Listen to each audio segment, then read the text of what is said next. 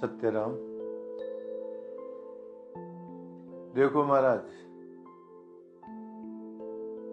आजकल विदेशों की बात तो मैं नहीं कहता हूं, परंतु हमारे भारतवर्ष के अंदर ही करोड़ों की संख्या के अंदर साधु महात्मा है। और दादू जी महाराज आज इस बारे में कहते हैं कि दुर्लभ दर्शन साधु का। साधु का दर्शन बहुत दुर्लभ है महाराज। तो आप कहोगे कि महाराज अभी आपने कहा था कि करोड़ों साधु हैं। महाराज केवल वेश मात्र के साधु हैं। महाराज किसी कारण से साधु हैं।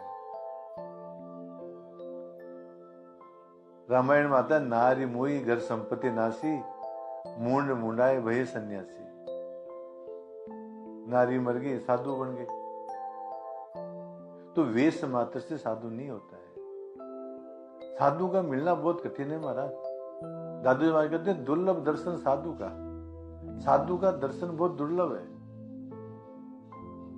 और मान लो उनका दर्शन हो भी जाए तो दुर्लभ गुरु उपदेश, तो उनका उपदेश मिलना कठिन हो जाता है महाराज।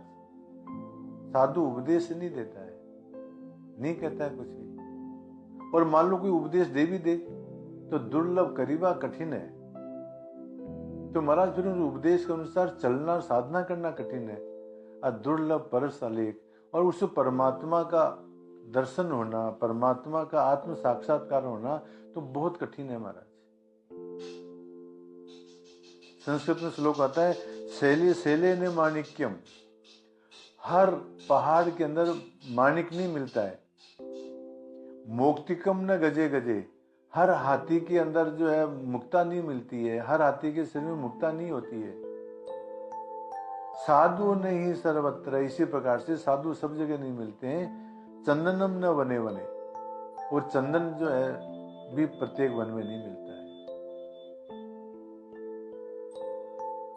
दादू जी महाराज कहते हैं, सुंदरदास जी महाराज कहते हैं, तात मिले पुनि मात मिले, सुत भ्रात मिले, युवती सुखदाई। राज मिले गजबाज मिले, सब साज मिले, मनवांछित पाई। लोक मिले सुर लोक मिले, विधि लोक मिले, बैकुंठ जाई। सुंदर और मिले सब ही सुख, दुर्लभ संत समागम आई। साधुओं का संग मिलना महाराज बहुत मुश्किल है। इसीलिए दादू जी महाराज कहते हैं दुर्लभ दर्शन साधु का। साधु का दर्शन मिलना बहुत कठिन है। कोई कोई साधु होता है महाराज। एक दृष्टांत आते हैं, हमारे गुरुजी कहा करते थे कि एक कोई जिज्ञासु किसी साधु के पास में गया और जाकर के कहता है कि महाराज किसी संत के दर्शन करने।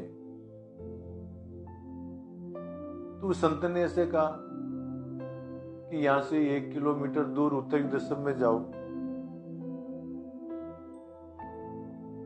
वहां तुम्हारे को संत के दर्शन होंगे। संत के कथनानुसार वो 1-2 किलोमीटर गया, धूप में परेशान हो गया, एक पेड़ के नीचे बैठा और सोचा कि साधु ने उपदेश तो दिया नहीं, कोई बात तो बताई नहीं, कोई लक्षण तो बताए नहीं कि कोई आश्रम है या क्या बात है, ऐसे भेज दिया। चलो वापिस आ गया परेशान होकर के। दूसरे दिन साधु के पास में फिर गया कि महाराज किसी संत के दर्शन, किसी साधु के दर्शन कैसे हुए। उसने कहा कि फिर जाओ उधर ही। दूसरे दिन फिर उधर ही उत्तर दिशा में गया, उसी पेड़ के नीचे जाकर के परेशान होकर के बैठा, मुंह लटका के बैठा हुआ था। देखता है कि पेड़ के ऊपर एक हंस और हंसनी बैठे हुए हैं। उन्होंने, हंस और हंसनी ने उस पथिक से पूछा कि क्या बात है भाई, कैसे परेशान हो। उसने कहा कि महाराज एक साधु से मैंने प्रश्न किया था कि संत दर्शन का फल क्या है। जिसने संतों का दर्शन किया उसका कोई फल क्या है। तो उन्होंने मेरे को उत्तर तो दिया नहीं, और कल भी यहां भेज दिया और आज ही भेज दिया, और बताते नहीं है कि संत दर्शन का फल क्या है। तो हंस और हंसनी ने कहा कि हम बताते हैं आपको कि संत दर्शन का फल क्या है। हमारे को इस बात का तो पता नहीं है कि संत दर्शन का फल क्या है, परंतु हम ये बता सकते हैं कि संतों का दर्शन जिसने कर लिया है उसका भी जो दर्शन कर लेता है उसका क्या फल है। पथिक ने कहा चलो यही बता दो। तो हंस और हंसने ने कहा कि तुमने संतों का दर्शन किया है ये हम कह सकते हैं। पथिक ने कहा कि ये कैसे। उसने कहा कि कल भी तुम यहां पर आए थे और हम इसी पेड़ के ऊपर कवि और कवि के रूप में बैठे हुए थे। तुम्हारे दर्शन करने से हम हंस और हंसनी बन गए। इसका मतलब ये हुआ कि तुमने साधु का दर्शन किया है। तो महाराज साधु का दर्शन जिसने किया है उसका भी जो दर्शन कर लेता है उसका ये फल है। तो जो साधुओं का दर्शन कर लेता है उसका तो महाराज बात ही क्या है।